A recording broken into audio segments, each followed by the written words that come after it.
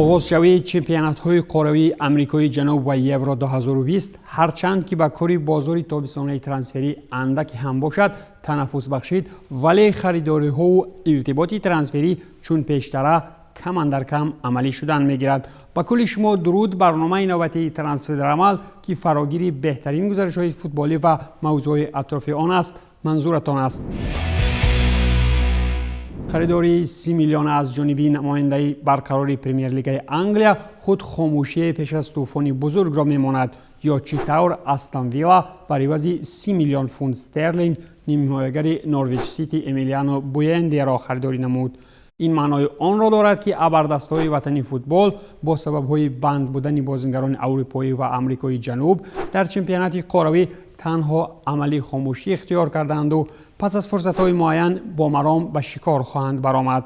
بازیگر ارژنتینی که به نورویچ به گرفتن راحت دیگر باره پرمیر لیگ انگلیا کمک نموده بود، رسما به ویلا پارک گزارش نموده پس از مدت‌های معین انجام دادن کل جزئیات ترانسفری به تیم نو می‌آید. نسبت بویندی چطور خبر داده میشد، همچنین آرسنال لندن توجه خاص داشته، اما چطور در بسیاری از حالت‌ها نظر می‌کنیم کانونیرها تنها با توجه خاصه در آخر کار می‌آیند و با مغلوب شوی در گزارش‌ها در فرصت‌های آخرین سمت حرکت را دیگر می‌کنند.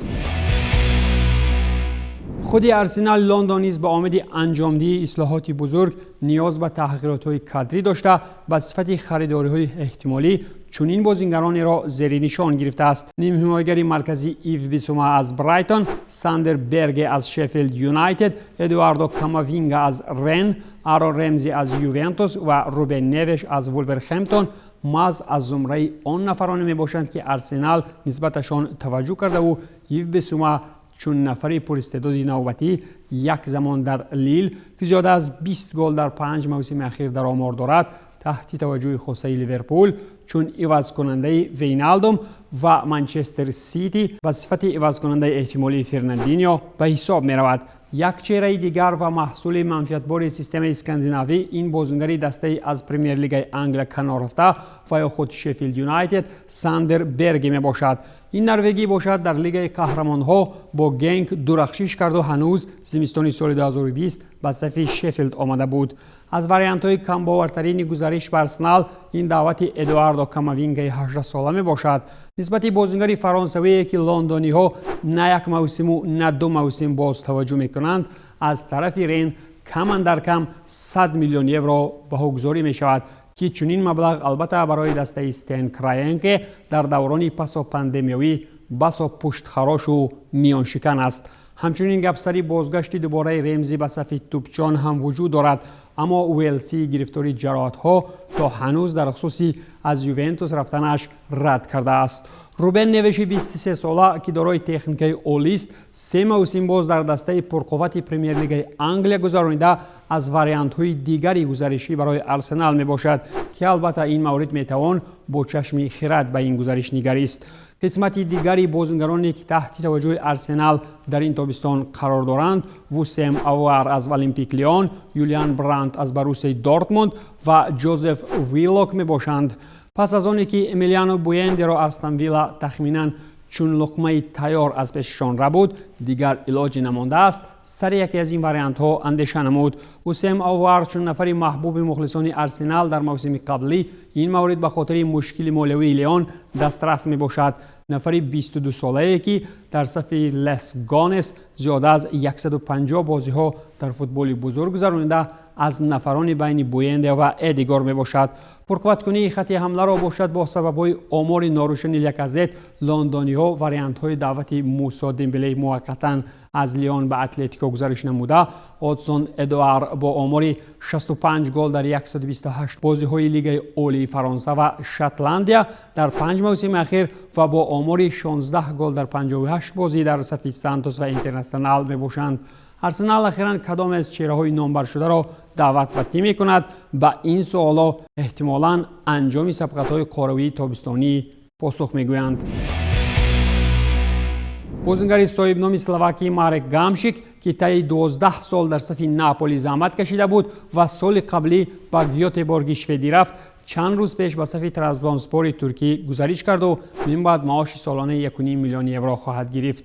بازیگر شهرتیار اسلواکی با جانب ترکی شرطنامه با مهلت 2 سال نوشته کرد و بر ضمن معاش 1.5 میلیون در 1 سال همچنین 700,000 یورو دیگر به شکل پاداش پولی به دست می‌آورد. چطوری گفتیم گامش که 33 ساله نیمه دوم موسم را در گیوتهبورگ شوئدی گذرانیده، آنجا در 6 بازی 1 گل هم زده است. از تغییرات‌های مربیگی اگر گپ را سر کنیم، گرگان انگلیسی پس از رفتن نونو اسپیریتو سانتو باز یک پرتغالی دیگر را آوردند و این نفر هم سابق بازیگر بنفیکا برونو لاژه می باشد. دسته بنفیکا را باشد لاژه در سال 2020 ترک نموده. در انگلیس این نفر از وقتی کار در استادی کارلوش کاروالیال با تیم‌های سوانسی و شفیلد ونزدی معروف است.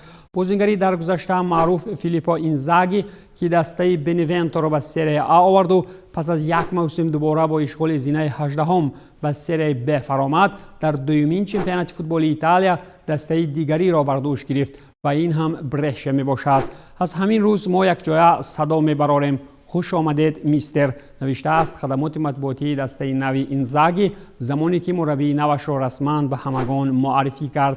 دسته برشه هنوز در موسم سالهای 2018-2019 به سری آ برآمده بود، اما پس از 1 سال دوباره به لیگ دومی برگشت نمود، در حالی که در موسم قبلی در سری ب 7مین در جدول شده بود. در ایتالیا همچنین پس از جواب داده شدن اندریا پیرلو، فابیو پاراتیچی هم از وظیفه رفت و این نفر الکی در تاتنهام به وظیفه دیرکتور اجرایی جایگزین شد. منیجری 48 ساله با همین کارش را سنه 1 ایول آغاز نموده تا این دم پاراتیچی در دوام 11 سال با یوونتوس کار میکرد. زمانی که سال 2011 وظیفه دیرکتور ورزشی را بر دوش داشت و از ماه اکتبر سال 2020 چون دیرکتور اجرایی فعالیت می برد. برای وضع سیمونی اینزاگی به این رفته باشد، ماوریسیو ساری 1 سال باز به کار مانده مربیگی دسته لاتزیو را به گردن گرفت و در این خصوص دسته ریمی رسما اعلان نمود. چطور ژورنالیست فابریسیو رومانو اطلاع می‌دهد، ساری با لاتزیو شرطنامه انجام مهلتش تا تابستان سال 2020 امضا نموده. این متخصص ایتالیایی پیشتر در تیم‌های چون ناپولی، یوونتوس و چلسی کار کرده بود. با تیم لندنی ساری جام لیگ اروپا به دست آورد و با یووه در سری آ پیروز شده بود. به همگان معروف است که از 5 سال زیاد این جانب شماره بازیگران برزیلی در صف شختیار چون زنبوروهای بهده‌بارانی زیادند و الکی با گرفتن شناسنامه اوکراینی در دسته شفچنکو هم بازی میکنند. بر زمین برزیلیانی جای داشته در همین روزها کوهکنها باز یک برزیلی دیگر از بنفیکا با نام پدرینیو دلمینو به تیم آوردند که در این باره رسما خبر داده شد. باشگاه دنیسکی که برای این نیمه‌نهایی برزیلی 23 ساله 18 میلیون یورو پرداخت نموده بود، در خصوص جزئیات‌های گزارش معلومات‌های علاوه‌ای منتشر نشده است، اما با وجود این اطلاع داده می‌شود که جانب‌ها شرطنامه 5 ساله نوشته کردند. معلومات در خصوص فروش بازیگر به کمیسیون اوید به کاغذهای قیمتناک پرتغال ارسال شده، فوتبال باز را گذشتن از معاینه طبی و امضای شرطنامه با جانب کوهکن‌ها مانده است و خلاص. در سامانه رسمی بنفیکا و کمیسیون اوید به بازار کاغذهای قیمتناک پرتغال همچنین آمده است که باشگاه پرتغالی از برای کارهای میانروی پول نگرفته، از برای پرداخت به خاطر همدلی با تیم‌هایی که پدرینیو را تربیت نمودند مسئولیت را بر دوش می‌گیرد. موقع اصلی بازیگر وینگر سمتی راست بوده، پدرینیو همچنین قادر است که چون وینگر سمتی چپ و حمله‌ور بازی نماید. سامانه ترانسفر مارکت باشد این برزیلی را 15 میلیون یورو بهاگذاری نموده. شرطنامه با جانب پرتغالی تا سنه 30 یونی سال 2025 بسته شده است. یک زمان اگر یادتان باشد، بازیگر فعلی زنیت پتربورگ مالکوم برزیلی بهره گذارش به روما در فرودگاه شهر ریم قرار داشته بود، اما بارسلونا این بازیگر را با باوری کامل از پیش چشمان دسته ریمی ربوده پیراهن نیل نوری پوشاند.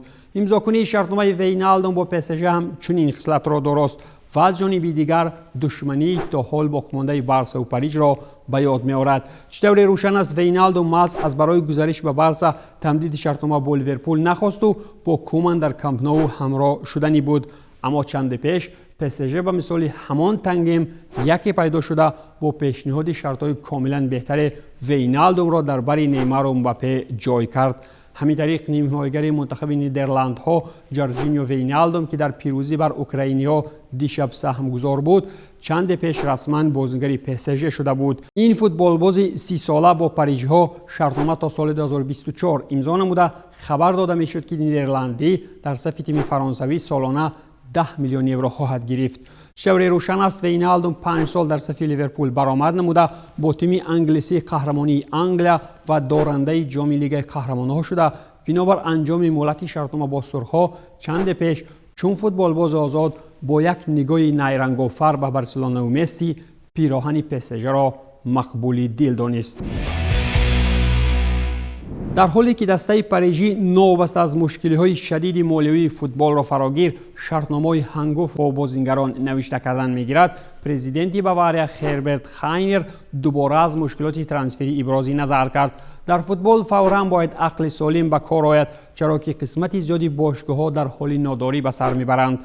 دوامناکی بحران پاندمیایی در فوتبال نیز سالیان زیاد این جانب در کل فوتبال احساس شده. عین حال ما تنها قله یخباره و یا خود آیسبرگ را مشاهده می‌کنیم و مشکل به 1 سال و 2 سال هم حل نمی‌شود.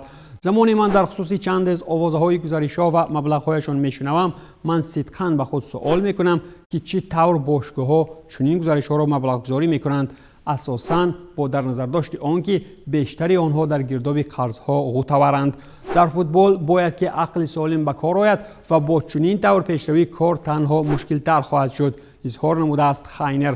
خلاص که در مورد انجامدهی گزارش‌های بزرگ و جاری نمودن محدودیت‌ها در معین کنی معاش بازیگران و پاداش پولی‌ها برای آگنت‌ها چطور پیشتر هم گفتیم، نهادهای پرقدرت فوتبال اصلاحات‌های چشمرس آماده می‌سازند، ولی بر زمین سازماندهی سبقت با نام سوپرلیگ کلی چیز را اگر حاضر نه سالیان نزدیک می‌تواند با کلگی دیگرگون سازد.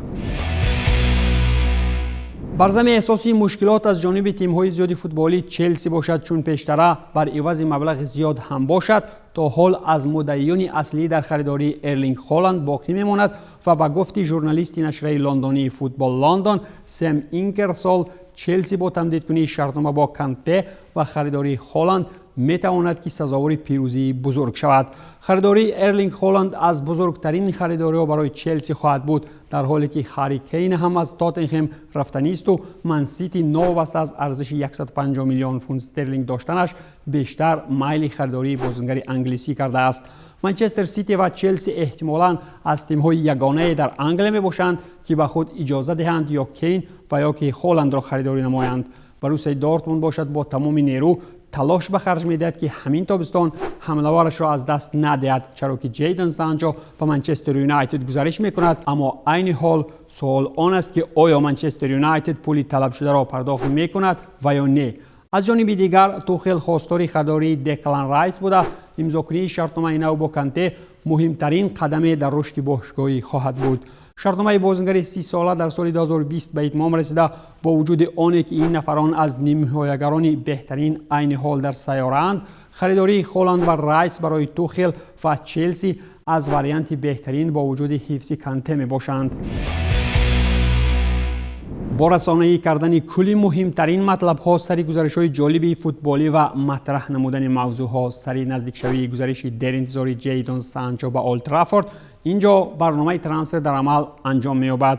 با امید عملی شوی گزارش‌های بزرگ ما را همراه باشید.